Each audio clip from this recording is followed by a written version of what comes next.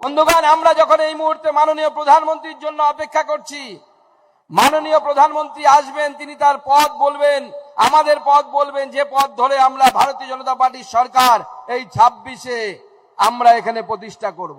কি 26-এ সরকার প্রতিষ্ঠা করতে চান তো? চান তো? চান তো?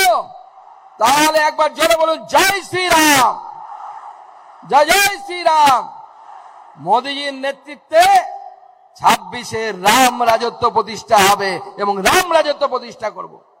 মুখ্যমন্ত্রী গতকাল আপনারা দেখেছেন যে বেলডাঙ্গার কাছে কোথায় একজন পরিযায়ী শ্রমিক, তাও আবার আমাদের পার্টি শাসিত রাজ্যে নয়, ঝাড়খণ্ডে মারা গেছে, যেখানে তৃণমূল কংগ্রেসের বন্ধু সরকার আছে, সেখানে একজন পরিযায়ী শ্রমিক মারা যাওয়ার পর কালকে গোটা দিন ধরে তাণ্ডব চলেছে বেলডাঙ্গার বুকে।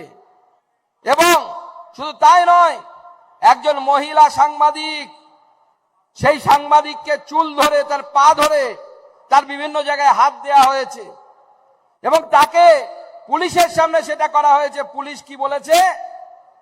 পুলিশ কিচ্ছু করেনি। আর মমতা বন্দ্যোপাধ্যায়, যিনি নির্লজ্জ মুখ্যমন্ত্রী, তিনি এসে বলছেন আমার কি করার আছে? কালকে জুম্মাবার ছিল, ভিড়ের মধ্যে কেন গেছেন? তাহলে মাননীয় মুখ্যমন্ত্রী, আপনাকে প্রশ্ন করতে চাই, এবার থেকে কি বাঙালি হিন্দুরা, সাংবাদিকরা, তারা কি জুম্মাবারে বাড়ি থেকে বেরোনো বন্ধ করে দেবে? আর আপনি যদি মনে করেন আপনি কিছু করতে পারবেন না, তাহলে পরিষ্কার বলে দিচ্ছি, আপনি চেয়ার থেকে সরে যান, নাহলে জনতা আপনার কান ধরে চেয়ার থেকে নামিয়ে দেবে, জনতা নামিয়ে দেবে আপনাকে। আপনি দাঙ্গা সামলাতে পারেন না। আরে আধা ঘন্টা আমার হাতে ছেড়ে দিন, পিটিয়ে আধা ঘন্টার মধ্যে যদি ওই দাঙ্গাকারীদের বাড়ির ভেতরে ঢুকাতে না পারি, আমার নাম সুকান্ত মজুমদার না, আমাদের সরকার তৈরি হলে ছেড়ে দেখা যাবে। আরে 2 কোটি নাম বাদ গেছে উত্তরপ্রদেশে, কোথায়? সেখানে তো দাঙ্গা হাঙ্গামা করার সাহস কারো হয় না, কারণ বিড়াল কোথায় পায়খানা করে?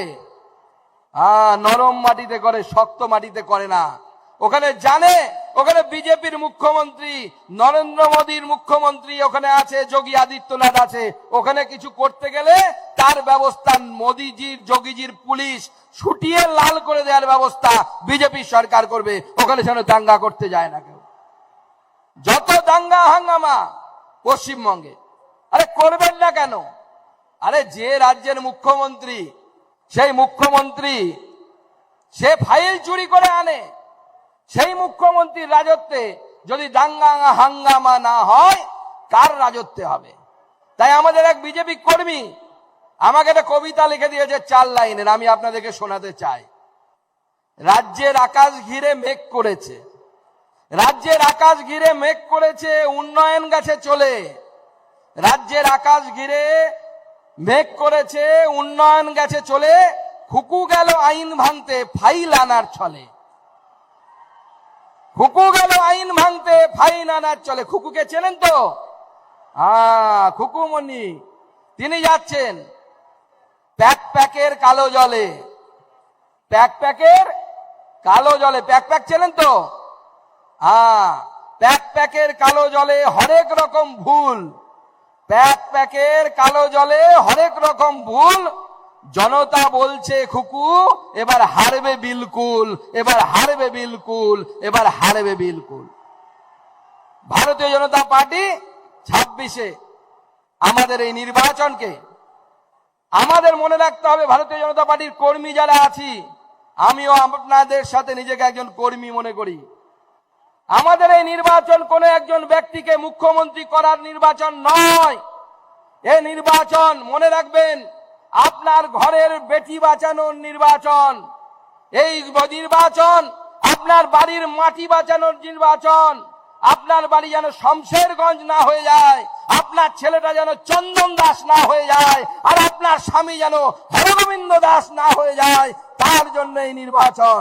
এই নির্বাচন আমাদের মাটি বাটি অর্থাৎ বাড়ি আর বেটি মেয়ে বাঁচানো নির্বাচন। এই নির্বাচনে যদি ভারতীয় জনতা পার্টির সরকার তৈরি না হয়, কালকে একটি বেসরকারি চ্যানেলের মেয়ের সাথে, একটি সাংবাদিকের সাথে, মেয়ে সাংবাদিকের সাথে যে ঘটনা ঘটলো, সেই ঘটনা আপনার মেয়ের সাথে ঘটবে। মুখ্যমন্ত্রী সত্যি আপনার কিছু করার নয়, করার নেই, আপনি হেরে গেছেন। আপনি একদিন বলেছিলেন যে যে দুধের গায় দুধ দেয়, যে গরু দুধ দেয় তার লাথি খাওয়া ভালো। সমস্যা হচ্ছে দুধ আর ক্ষীর আপনি আর আপনার ভাইপো খাচ্ছেন, লাথি পশ্চিমবঙ্গের মানুষ খাচ্ছে। পশ্চিমবঙ্গের মানুষ লাথি খাবে না। হিন্দুদেরকে তাই আমি বলবো, অনেক লাথি খাওয়ার দিন হয়ে গেছে। যারা এই উগ্র সাম্প্রদায়িক মানসিকতা সম্পন্ন মানুষ, তাদেরকে মাফ করা যাবে না। হাতে লাঠি নিয়ে জয় শ্রীরামের ধ্বনি নিয়ে যার যেটা ট্রিটমেন্ট, সেই ট্রিটমেন্ট দেওয়ার ব্যবস্থা করতে হবে। ভারতীয় জনতা পার্টিকে সেটা করতে হবে। আমরা কারো বিরোধী নই, আমরা যত মত তত মতের পন্থে বিশ্বাসী, আমরা সবার সাথ সবার বিকাশে বিশ্বাসী। কিন্তু তুমি যদি আমার উপরে বিশ্বাস না করো, আমারও তোমার উপর বিশ্বাস করার কোনো দায় নেই, কোনো অধিকার নেই। তুমি আমার উপরে বিশ্বাস করো, তুমি ততটাই সেকুলার যতটা আমি তুমি আমার সামনে যতটা সেকুলার হবে, আমি ততটাই সেকুলার। তাই এই যারা সিউডো সেকুলারিজম দিয়ে দিনের পর দিন যারা এই বাংলাটাকে আস্তে আস্তে পূর্ব পাকিস্তান তৈরি করতে চাইছেন, আমরা কি তৈরি হতে দেব? দেব কি? আপনারা চান প্রতি ঘরের সামনে চন্দন দাস, হরগোবিন্দ দাস হোক? তাই সেটা যদি হয়, তাহলে বাঙালি হিন্দুর অস্তিত্ব থাকবে না।